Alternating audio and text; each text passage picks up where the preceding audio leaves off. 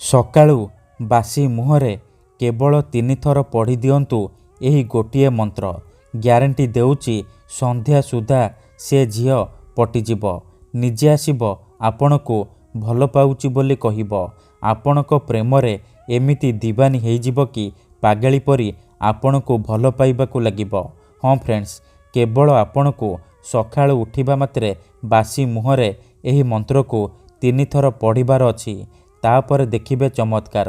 Guarantee ଦେଉଛି ଯେଉଁ ଝିଅ ପଟୁନଥିଲା, ଆପଣଙ୍କୁ ଭାव ଦେଉନଥିଲା, ସିଏ ରାତିଦିନ ଆପଣଙ୍କ କଥା ଭାବିବ। ଯଦି ଆପଣ ନିଜ ପସନ୍ଦର ଝିଅକୁ ପଟେଇବାକୁ ଚାହୁଁଛନ୍ତି କିନ୍ତୁ ଯେତେ ଚେଷ୍ଟା କଲେ ମଧ୍ୟ ତାକୁ ପଟେଇ ପାରୁନାହାନ୍ତି, ତାକୁ ନିଜର ମନ କଥା କହିବାକୁ ଡରୁଛନ୍ତି, ଆଉ ଆପଣ ଚାହୁଁଛନ୍ତି କି ସେ ଝିଅ ନିଜେ ଆସି ଆପଣଙ୍କୁ ଭଲ ପାଉଛି ବୋଲି କହୁ, ତେବେ ଆଜିର ଏହି ବଶୀକରଣ ଭିଡ଼ିଓଟି ଆପଣଙ୍କର ଇଚ୍ଛାକୁ ପୂରଣ କରିବ। କାରଣ ଆଜିର ଏହି ଭିଡ଼ିଓଟିରେ ମୁଁ ଆପଣଙ୍କୁ ଶିଖେଇବି ଝିଅ ପଟେଇବା ପାଇଁ ବଶୀକରଣ ବିଦ୍ୟା, ନାରୀ ମୋହିନୀ ବଶୀକରଣ ବିଦ୍ୟା। ଏହି ବଶୀକରଣକୁ ଯଦି ଆପଣ ସକାଳୁ କରିଦେବେ, ଗ୍ୟାରେଣ୍ଟି ଦେଉଛି ସେ ଝିଅ ହେଉ ବା ବିବାହିତା ନାରୀ ସନ୍ଧ୍ୟା ସୁଦ୍ଧା ପଟିଯିବ। ରାତି ଦିନ ଆପଣଙ୍କ କଥା ଭାବିବ, ନିଜେ ଆସିବ ଆପଣଙ୍କ ସହିତ ସମ୍ପର୍କ ରଖିବ, ଆପଣଙ୍କୁ ଛାଡ଼ି ରହିପାରିବନି। ନମସ୍କାର ଫ୍ରେଣ୍ଡସ୍, ଓଡ଼ିଆ ଫଣ୍ଡା ଚ୍ୟାନେଲକୁ ଆପଣମାନଙ୍କୁ ସ୍ୱାଗତ। ଆଜିର ଏହି ବଶୀକରଣ ସବୁଠାରୁ ପ୍ରଚଣ୍ଡ ମହାଶକ୍ତିଶାଳୀ ବଶୀକରଣ। ଦୁନିଆର ସବୁଠାରୁ ଶକ୍ତିଶାଳୀ ବଶୀକରଣ। ଯିଏ ବି ଏହାକୁ କରିଛି 100ରୁ 100% ସଫଳ ହେଇଛି। ବର୍ଷ ବର୍ଷ ଧରି ଭାଙ୍ଗି ଯାଇଥିବା ପୁରୁଣା ପ୍ରେମକୁ ଫେରାଇ ଆଣିପାରିଛି। ଶାଶୁ, ନଣନ୍ଦ, ଦିଅର, ଭାଉଜ କାହାକୁ ବି ନିଜ ବଶରେ କରି ତାଠାରୁ ନିଜର ମନ ମୁତାବକ କାମ ହାସଲ କରିପାରିଛି। ତେଣୁ ଆପଣ ବି ମାତ୍ର ଗୋଟିଏ ଥର ମୋ କଥା ମାନି ଏହି ବଶୀକରଣ କରିକି ଦେଖନ୍ତୁ। ତାପରେ ଦେଖିବେ ଚମତ୍କାର କିପରି ସେହି ସମୟଠାରୁ ସେ ଝିଅ ହେଉ ବା ପଡ଼ିଶା ଘର ଭାଉଜ ଆପଣଙ୍କ ଆଡ଼କୁ ଆକର୍ଷିତ ହେବାକୁ ଲାଗିବ। ପାଗଳି ପରି ଆପଣଙ୍କୁ ଭଲ ପାଇବାକୁ ଲାଗିବ। ଆପଣଙ୍କୁ ନ ଦେଖି ରହିପାରିବନି। ତେବେ ଏହି ବଶୀକରଣ ବିଧିକୁ ଆପଣ କିପରି କରିବେ, କେମିତି କରିବେ, ଏହାର ପ୍ରୟୋଗ ବିଧି କ'ଣ, ମୁଁ ଆପଣଙ୍କୁ ଶିଖେଇବି। ସମ୍ପୂର୍ଣ୍ଣ ପ୍ରୟୋଗ ବିଧି ମୁଁ ଆପଣଙ୍କୁ ଶିଖେଇବି। ଜାଣିବା ପାଇଁ ମୋର ଆପଣମାନଙ୍କୁ ଅନୁରୋଧ କି ଆପଣ ଭିଡ଼ିଓଟିକୁ ପୁରା ଧ୍ୟାନ ସହିତ ଶେଷ ପର୍ଯ୍ୟନ୍ତ ଦେଖିବେ। ତେବେ ଯାଇକି ଆପଣ ସମ୍ପୂର୍ଣ୍ଣ ପ୍ରୟୋଗ ବିଧି ଜାଣିପାରିବେ। ଅଧାରୁ ଛାଡ଼ିକି ପଳେଇଲେ କିମ୍ବା କାଟି କାଟି ଦେଖିଲେ ଆପଣ କିଛି ବି ବୁଝିପାରିବେନି। ପରେ ଆପଣ କମେଣ୍ଟ କରିବେ, ଗୁରୁଜୀ ଆପଣଙ୍କର ବଶୀକରଣ କାମ କରୁନି। ଦେଖନ୍ତୁ, ବଶୀକରଣ ଭିଡ଼ିଓ ଦେଖିବା ପୂର୍ବରୁ ମୋର ଗୋଟିଏ ଛୋଟିଆ ଅନୁରୋଧ ଶୁଣି ନିଅନ୍ତୁ। ଯେଉଁପରି ଆପଣ ଭଗବାନଙ୍କୁ ମାନୁଛନ୍ତି, ଭଗବାନଙ୍କ ଉପରେ ବିଶ୍ୱାସ ରଖିଛନ୍ତି, ନିଜର ସବୁ ଦୁଃଖ କଷ୍ଟ ଅସୁବିଧା ଭଗବାନଙ୍କୁ ଜଣାଉଛନ୍ତି, ଯଦି ସେ ଅସୁବିଧାର ସମାଧାନ ନ ହେଲା ତାହାର ମାନେ ନୁହେଁ କି ଭଗବାନ ନାହାନ୍ତି। ସେହିପରି ତନ୍ତ୍ର ମନ୍ତ୍ର ହୁଏ, ବଶୀକରଣ କାମ କରେ, କିନ୍ତୁ ଏହାକୁ ଆପଣଙ୍କୁ ସିଦ୍ଧ କରିବାକୁ ପଡ଼ିବ। ପ୍ରୟୋଗ ବିଧିକୁ ଠିକ୍ ଭାବରେ କରିବାକୁ ପଡ଼ିବ। ମନ୍ତ୍ର ଠିକ୍ସେ ଉଚ୍ଚାରଣ କରିବାକୁ ପଡ଼ିବ। ତେବେ ଯାଇ ମୁଁ ଆପଣଙ୍କୁ ଗ୍ୟାରେଣ୍ଟି ଦେଉଛି ଆପଣ ଯେଉଁ ଝିଅ ବା ବିବାହିତା ମହିଳାକୁ ପଟେଇବାକୁ ଚାହୁଁଛନ୍ତି ତାକୁ 100ରୁ 100% ପଟେଇ ପାରିବେ। ତାକୁ ନିଜ ପ୍ରେମରେ ଦିବାନୀ କରିପାରିବେ। ତାଠାରୁ ନିଜର ମନ ମୁତାବକ କାମ ହାସଲ କରିପାରିବେ। ତେବେ ବଶୀକରଣ କରିବା ପୂର୍ବରୁ ବଶୀକରଣ ବିଷୟରେ କିଛି ଜାଣି ରଖନ୍ତୁ। ବଶୀକରଣ କ'ଣ ପାଇଁ କରାଯାଏ? ଯେତେବେଳେ ଆପଣ କାହାକୁ ନିଜଠାରୁ ଅଧିକ ଭଲ ପାଉଛନ୍ତି, ତା ବିନା ବଞ୍ଚିପାରିବେନି ଭାବୁଛନ୍ତି, ତା ପଛରେ ଗୋଡ଼େଇ ଗୋଡ଼େଇ ଥକିଗଲେଣି, ନିଜର ସବୁ ସମୟ ସାରି ସାରିଲେଣି, କିନ୍ତୁ ସେ ଝିଅ ବା ନାରୀ ଆପଣଙ୍କୁ ଭାव ଦେଉନି, ଆପଣଙ୍କୁ ଦେଖିଲେ ଅଣଦେଖା କରୁଛି, ସେତେବେଳେ ଆପଣ ବଶୀକରଣ କରିପାରିବେ। ବଶୀକରଣର ମାନେ ହେଉଛି ନିଜର ଭାବନାକୁ ଅନ୍ୟର ଦିମାଗରେ ପହଞ୍ଚେଇବା, ନିଜର ଭଲ ପାଇବାକୁ ସେ ଝିଅ ବା ମହିଳାର ଦିମାଗରେ ପହଞ୍ଚେଇବା, ମାନେ ଅନ୍ୟର ଦିମାଗରେ ପହଞ୍ଚେଇବା।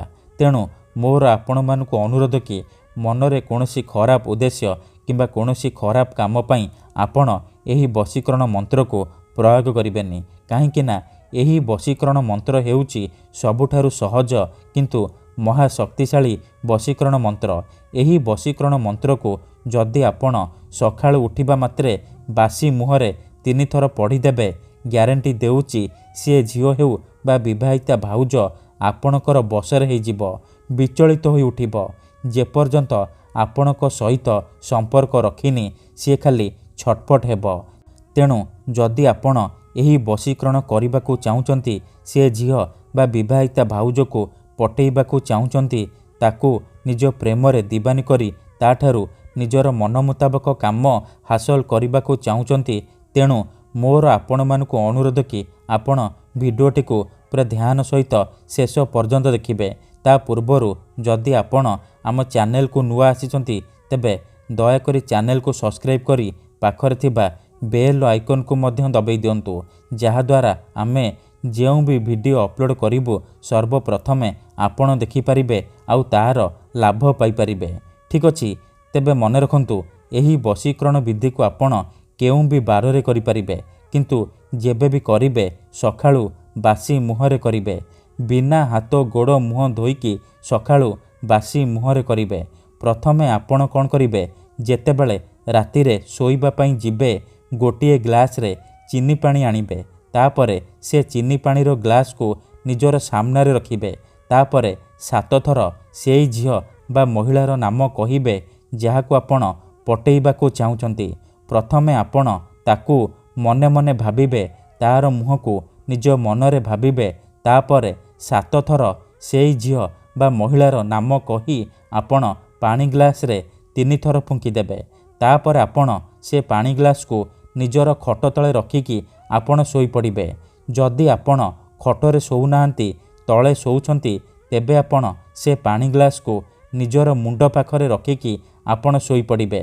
ସକାଳୁ ଉଠିବା ମାତ୍ରେ ଆପଣ ବାସି ମୁହଁରେ, ବିନା ହାତ ଗୋଡ଼ ମୁହଁ ଧୋଇ ଆପଣ ବାସି ମୁହଁରେ ଆଖି ବନ୍ଦ କରିକି ସେଇ ଝିଅ ବା ମହିଳାକୁ ମନେ ମନେ ଭାବିବେ, ତାର ମୁହଁକୁ ନିଜ ମନରେ ଭାବିବେ। ତାପରେ ଏହି ମନ୍ତ୍ରକୁ 3 ଥର ପଢ଼ିବେ ଆଉ 3 ଢୋକ ପାଣି ଆପଣ ପିଇଦେବେ। ଦେଖନ୍ତୁ, ମନେକର ଆପଣ ଯେଉଁ ଝିଅ ବା ମହିଳାକୁ ନିଜ ବଶରେ କରିବାକୁ ଚାହୁଁଛନ୍ତି ବା ପଟେଇବାକୁ ଚାହୁଁଛନ୍ତି, ତାର ନାମ ହେଉଛି ସବିତା। ତେବେ ଆପଣ ମନ୍ତ୍ରକୁ ଏହିପରି ପଢ଼ିବେ, ସବିତା ତୀବ୍ର ବଶୀଭୂତଂ, ସବିତା ତୀବ୍ର ବଶୀଭୂତଂ। ଥରେ ଆପଣ କହିବେ ସବିତା ତୀବ୍ର ବଶୀଭୂତଂ, ଗୋଟିଏ ଢୋକ ପାଣି ପିଇଦେବେ। ଆଉ ଥରେ କହିବେ ସବିତା ତୀବ୍ର ବଶୀଭୂତଂ, ଆଉ ଗୋଟିଏ ଢୋକ ପାଣି ପିଇଦେବେ। ଏହିପରି ଆପଣ ଲଗାତାର 3 ଥର କହିବେ ଆଉ 3 ଢୋକ ପାଣି ଆପଣ ପିଇଦେବେ। ଏହିପରି ଆପଣ ଲଗାତାର 3 ଦିନ ପର୍ଯ୍ୟନ୍ତ ସକାଳୁ ଉଠିବା ମାତ୍ରେ ବାସି ମୁହଁରେ କରିବେ। ମନେ ରଖନ୍ତୁ, ଏହି ବିଧିକୁ ଆପଣ ଅଧାରୁ ଛାଡ଼ିବେନି। ଲଗାତାର 3 ଦିନ ପର୍ଯ୍ୟନ୍ତ ଆପଣ ସକାଳୁ ବାସି ମୁହଁରେ ଏହିପରି କରିବେ। ତାପରେ ଦେଖିବେ ଯେଉଁ ଝିଅ ପଟୁନଥିଲା ସେ ଝିଅ ପାଗଳି ପରି ଆପଣଙ୍କୁ ଭଲ ପାଇବାକୁ ଲାଗିବ। ପଡ଼ିଶା ଘର ସୁନ୍ଦରୀ ଭାଉଜ ହାତ ଧରି ରୁମ୍କୁ ଡାକିବ, ଯାହା ଚାହିଁବେ ତାହା କରିବ, କୌଣସି ପ୍ରକାର ବାଧା ଦେବ ନାହିଁ। ଧନ୍ୟବାଦ।